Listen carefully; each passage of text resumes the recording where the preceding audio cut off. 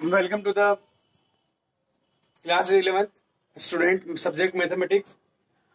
It is a chapter 2 and exercise 2.2. In the last lecture we have solved completely 2.1 exercise 2.1 and this chapter is relation and function. And in the exercise 2.2, after understanding the definition of the relation, that what is the relation, we have to go further questions. We need to solve the more questions related to the relation and function.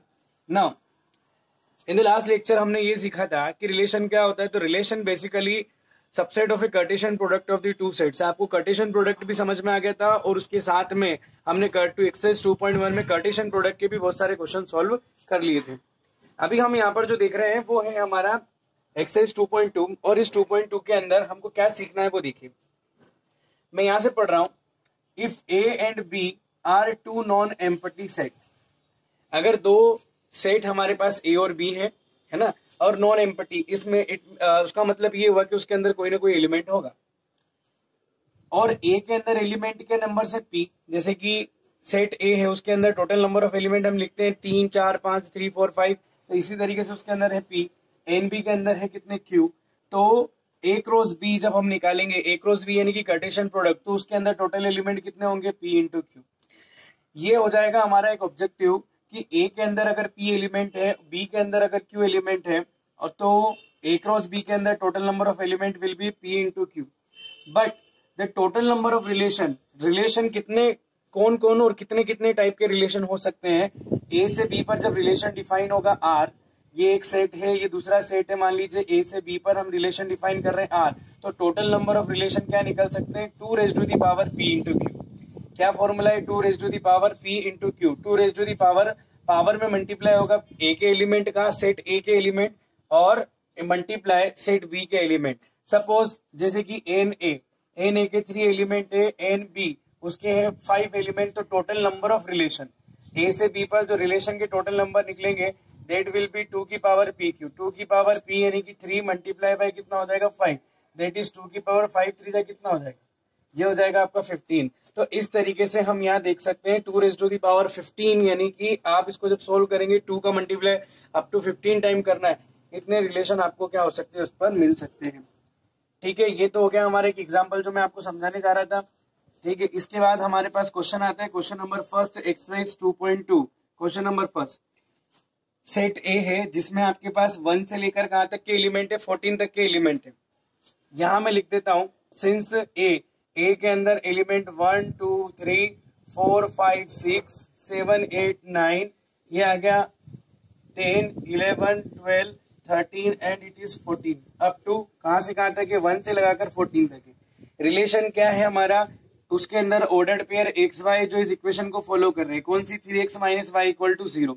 Since 3x minus Y equal to 0, और we can write here 3x equal to Y रख सकते हैं, और we can say that y equal to कितना आ जाएगा, 3x आ जाएगा.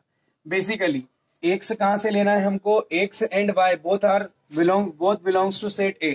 दोनों किसके एलिमेंट है, सेट a के एलिमेंट है. मतलब अपन क्या करेंगे कि x को अपन सिलेक्ट करते जाएंगे और y की वैल्यू करस्पॉन्डिंग कहां से निकालनी है अपनों को, सेट a में ही देखनी है.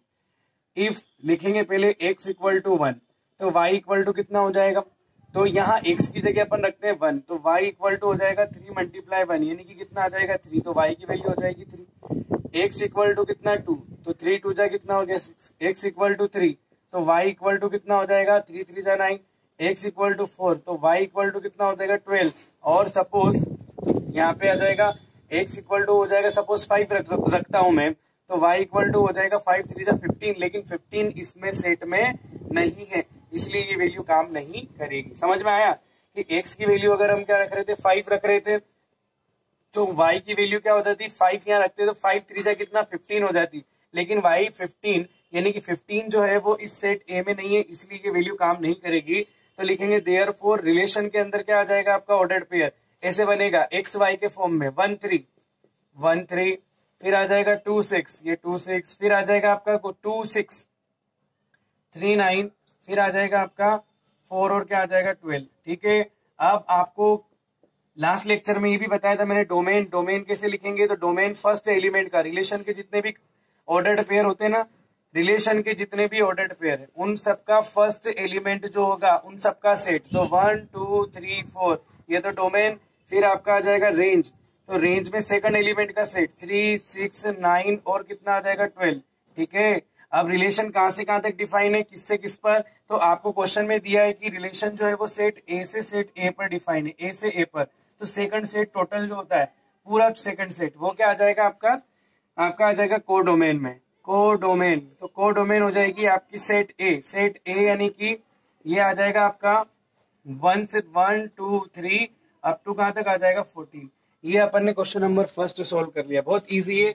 हमको पहले रिलेशन देखना है, रिलेशन के अंदर क्या इक्वेशन दे रखी है या कुछ भी दिया होगा उसको सोल्व करेंगे, उसके बेसिस पर आर के ऑर्डर्ड पेयर फाइंड करेंगे, और आर के ऑर्डर्ड पेयर फाइंड करने के बाद हम क्या कर लेंगे, डोमेन रेंज और कोडोमेन को डिफाइन कर सकते हैं, वो उनको बता सकते हैं।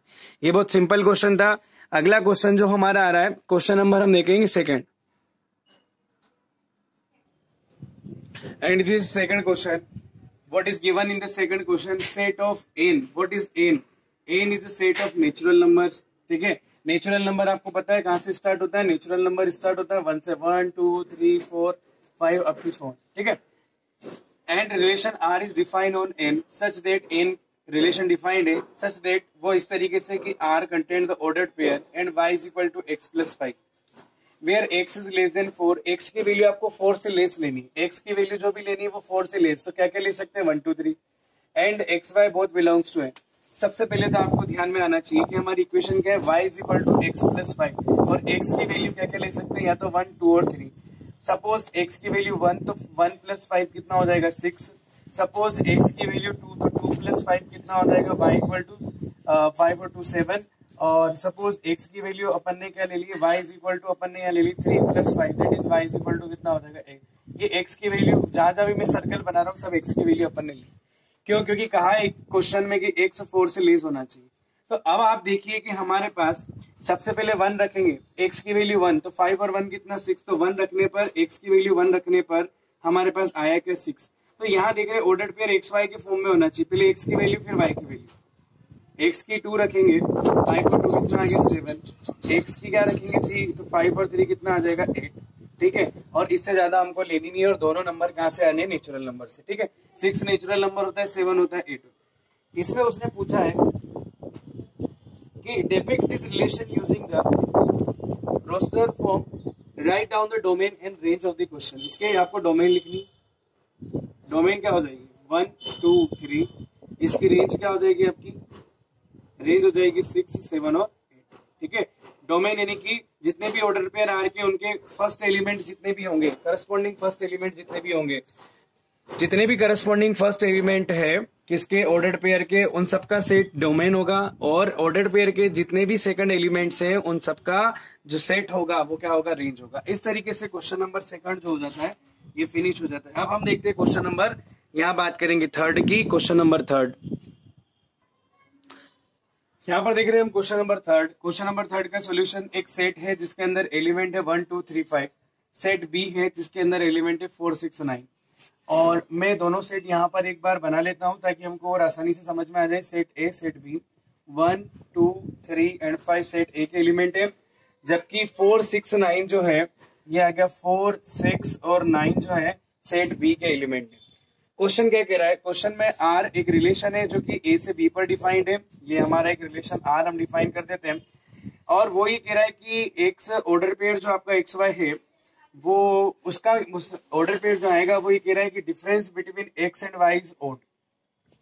हम एक्स और वाई का जब हम क्या निकालेंगे, डिफरेंस निकालेंगे, समझिएगा। हम एक्स और वाई का जो डिफरेंस आएगा हमारा, एक्स कहां से लेना है, तो वो कह रहा है कि एक्स जो है ए का एलिमेंट, यानी सेट ए के एलिमेंट और सेट बी के एलिमेंट का जो डिफरेंस निकालेंगे सब्ट्रैक्ट करके, वो क्या होना चाहिए, एक ओड नंबर होना चाहिए, ओड इंटीजर होना चाहिए। अब अपन सबसे पहले अपन बात कर लेते हैं यहाँ पे कि जैसे कि हम बात करते हैं सेट ए के एलिमेंट की, सेट ए का एलिमेंट, सेट ए में आपको क्या दिखाई दे रहा है 1 2 3 5, सेट बी में क्या दिखाई दे रहा है 4 6 9। अब जितने भी हैं ए के, इन सबका मैं डिफरेंस निकाल लेता हूं और पता करता हूं। 1 यहां पर आपका जो आ रहा है 1 का अगर अपन 4 से डिफरेंस निकाले, 1 आपका आ जाएगा 1 माइनस कितना आ जाएगा 4, यानी x माइनस वाई निकालना है। Difference between x minus Y, तो 1 माइनस 4 निकालेंगे -3 जो कि एक ओड है। फिर अपन निकालेंगे 1 का किससे 6 से, तो 1 माइनस 6 -5 आ रहा है। 1 माइनस 9 जो कि -8 आएगा, ये इवन इंटीजर है। तो हमारे पास R के अंदर दो ऑर्डर्ड पेयर आ गए। R के अंदर दो ऑर्डर्ड पेयर कौन कौन से आ गए? सबसे पहले तो 1 और 4 जो कि क्या कर रहा है, जो सब्ट्रैक्ट करने पर -3 दे रहा है जो कि एक ऑड नंबर। दूसरा आ जाएगा 1 और कौन सा आ जाएगा 6 क्योंकि ये भी -5। 1 से निकालने के बाद हम 2 से निकालेंगे, तो 2 और 4 दोनों का डिफरेंस, तो 2 माइनस 4 ये -2 होता है जो कि इवन है। 2 माइनस 6 ये होगा -4 जो कि इवन है। 2 माइनस 9 जो कि -7 होगा। तो एक ऑर्डर्ड पेयर और आ जाएगा आर के अंदर 2 9। फिर ये 2 से हो गया, अपन 3 से देखते हैं। 3 और 4 में डिफरेंस 1 का है तो आ जाएगा आपका 3 और 4। फिर आ जाएगा आपका 3 और 6 में 3 का डिफरेंस है तो 3 6 क्योंकि इवन आप लोगों को ऑड इंटीजर मिल रहे हैं ना।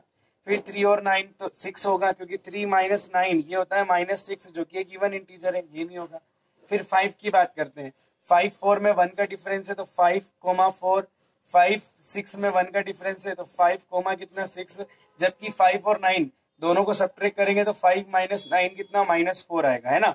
-4 एक इवन इंटीजर। तो अब R के अंदर कौन कौन आ गया, तो R के अंदर आ गया 1 1 4 1 6 2 9 3 4 3 6 5 4 5 6। तो R की अपनों को लिखनी है, यहाँ पर R को अपनों को लिखना था टेबुलर फॉर्म में, जो कि अपन ने लिख लिया। अब आपको क्या करना है, एक काम और करना है कि अगर हम कोडो इसकी डोमेन निकालना चाहें तो इसकी डोमेन क्या होगी, तो 1 1 यहाँ से 1 आ जाएगा, 2 और आ जाएगा 3 और फिर आ जाएगा आपका कौन सा 3 के बाद आ जाएगा आपका 5, है ना। ये सारी क्या हो जाएगी, इसकी डोमेन हो जाएगी 1 2 3 और 5। यहाँ 1 2 3 5 आ गया, ठीक है। और एक और कौन सा, क्योंकि फर्स्ट एलिमेंट को देख रहे हैं। फिर आपकी रेंज में कौन आएगा, तो रेंज में आपका आ सकता है 4 के बाद आ जाएगा यहाँ पे देखिए 6 के बाद आ गया 9।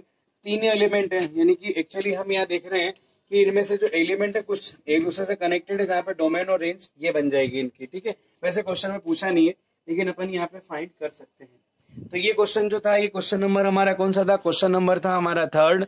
इसके बाद देखते हैं हम क्वेश्चन नंबर 4।